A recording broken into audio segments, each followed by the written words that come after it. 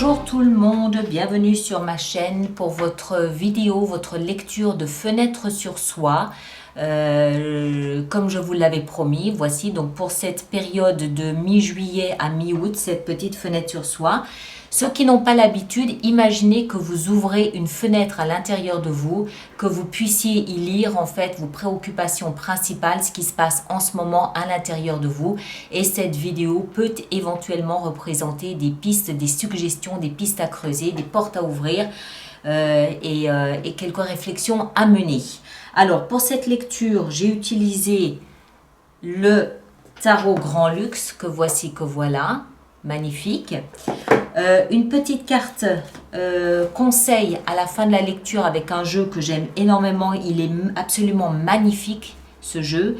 Je ne l'ai pas utilisé depuis très longtemps. C'est le Paulina Tarot, superbe.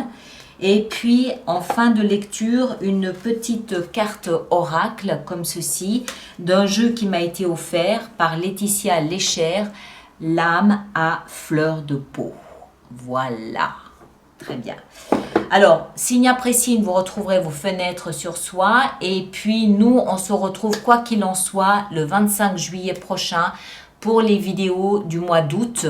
Les vidéos de lecture mensuelle habituelles du mois d'août. D'accord?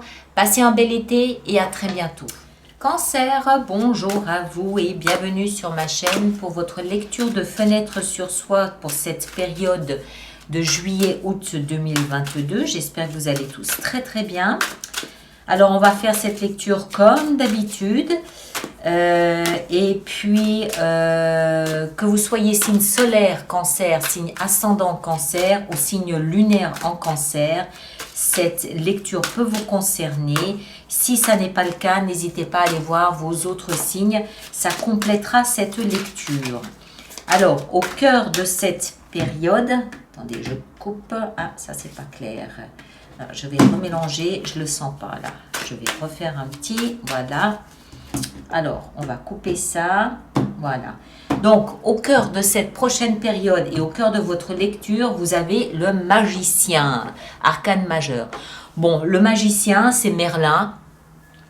C'est je fais abracadabra, j'obtiens ce que je veux, je transforme la réalité comme je veux, j'ai tous les outils en moi pour faire de ma vie ce que je veux, la loi de l'attraction n'a plus aucun secret pour moi, voilà. Quelque chose ne me plaît pas, boum, je fais ce qu'il faut, je mets en place ce qu'il faut pour transformer.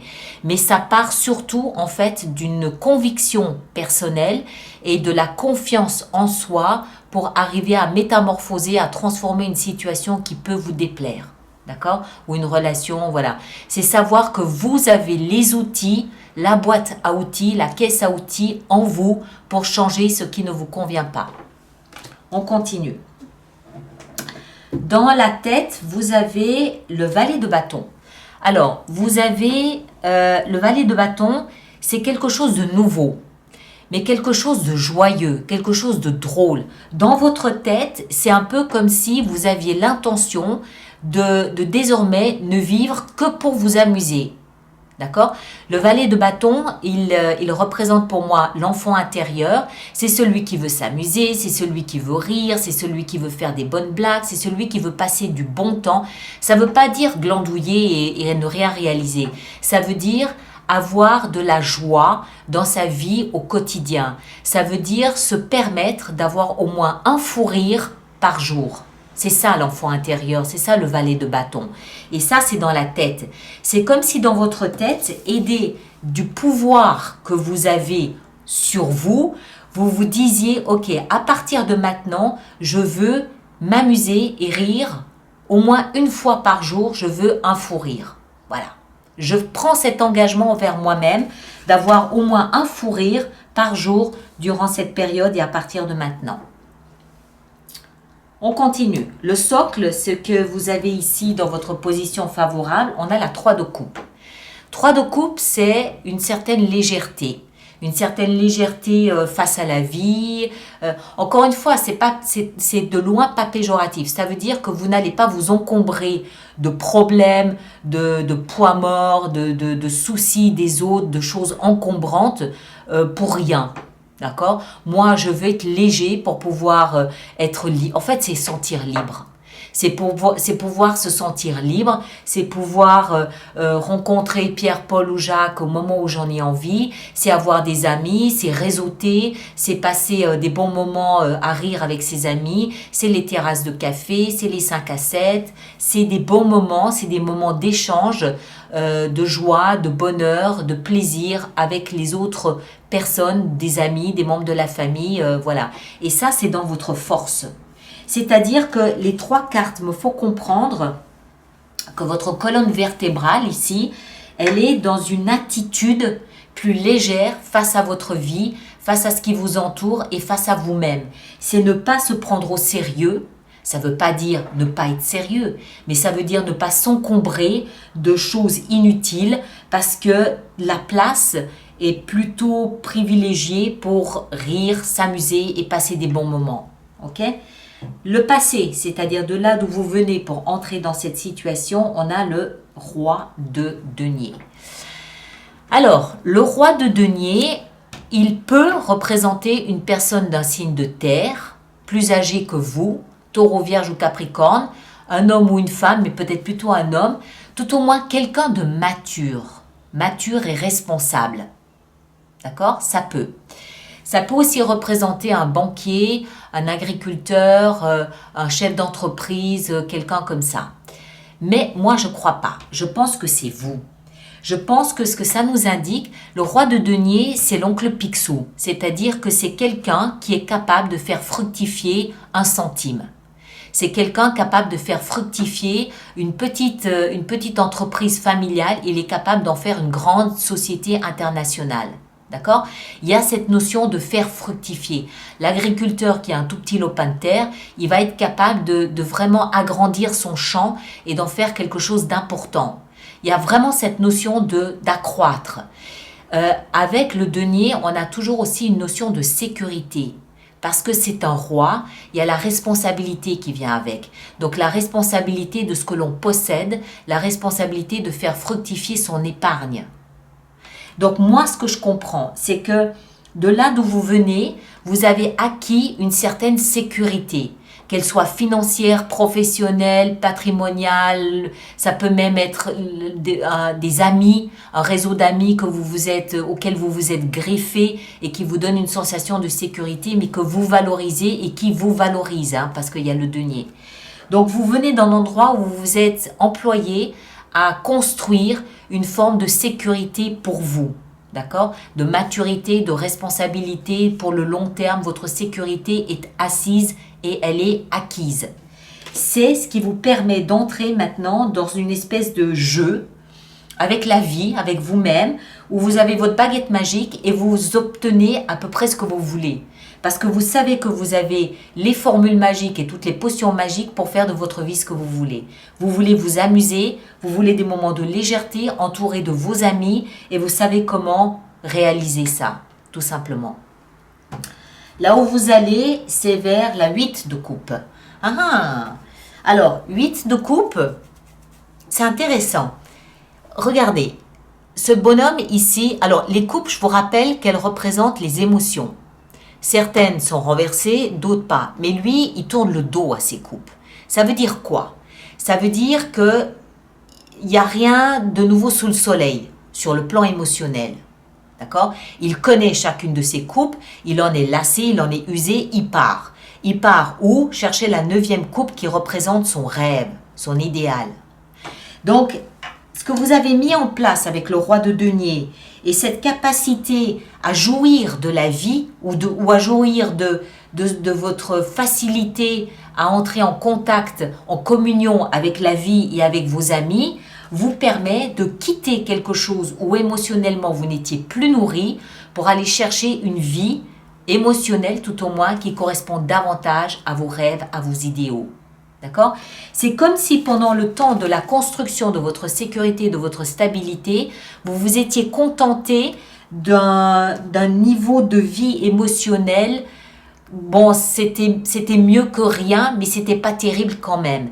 Et maintenant que vous avez cette capacité à vous amuser, à jouir, à être léger dans la vie, à vous concocter une vie qui vous correspond mieux, vous voulez aller chercher quelque chose où émotionnellement, il y a un petit plus, il y a un petit éclat supplémentaire, un petit éclat ma coupe de Saint Graal à moi.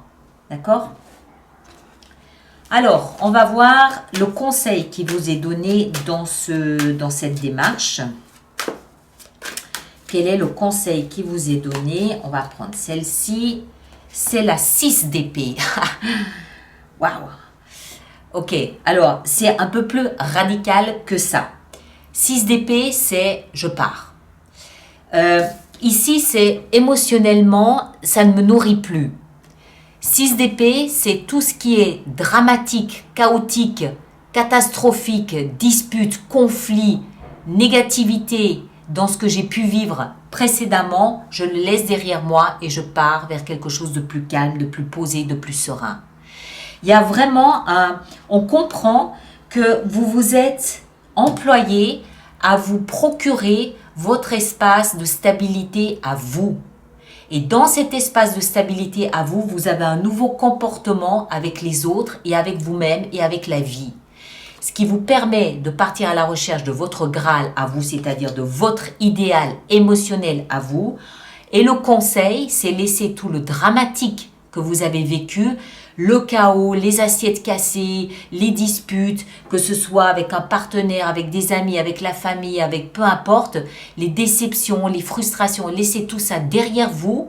Et 6 d'épée, c'est je prends les bons souvenirs et je vais voir si l'herbe est plus verte en face de moi. Je vais dans une zone où les eaux sont plus calmes, où il y a plus de sérénité, il y a plus de paix que de là d'où je proviens. Parce que vous vous êtes employé à vous procurer cette stabilité. D'accord? Super, c'est vraiment le fruit de votre travail et de la compréhension que votre vie ou la vie est faite pour en profiter aussi avec le valet de bâton. Alors, la petite carte oracle pour vous. On va prendre celle-ci ici. Chiffre 19. Donc, le 19 juillet peut avoir une importance. Je glisse dans ma chrysalide de fleurs, à moi, le repos. Waouh! Alors, on va lire ça. On va lire ça, 19, ici. Je glisse dans ma chrysalide de fleurs, à moi le repos. Le repos, il est là, d'accord? Mon idéal. L'essence, c'est le patchouli et la vibration, c'est créativité et yin. À la fois piquant et suave, je m'extirpe du monde dans lequel je vis pour mieux créer ma propre existence. Qu'est-ce que je vous disais avec le magicien? D'accord? Je m'extirpe du monde dans lequel je vis pour mieux créer ma propre existence. J'expérimente la séparation dans son sens premier, celui de partir pour mieux revenir. Je me mets en retrait. Pour me ressourcer et me régénérer, je prends mes dispositions et je fais repos. Repos, le repos de se reposer et repos, la peau, la nouvelle peau. Pour redevenir créateur, créatrice de ma vie, je prends le temps de savoir et de connaître pour ensuite expérimenter. Magicien. Waouh, superbe. Superbe. Superbe.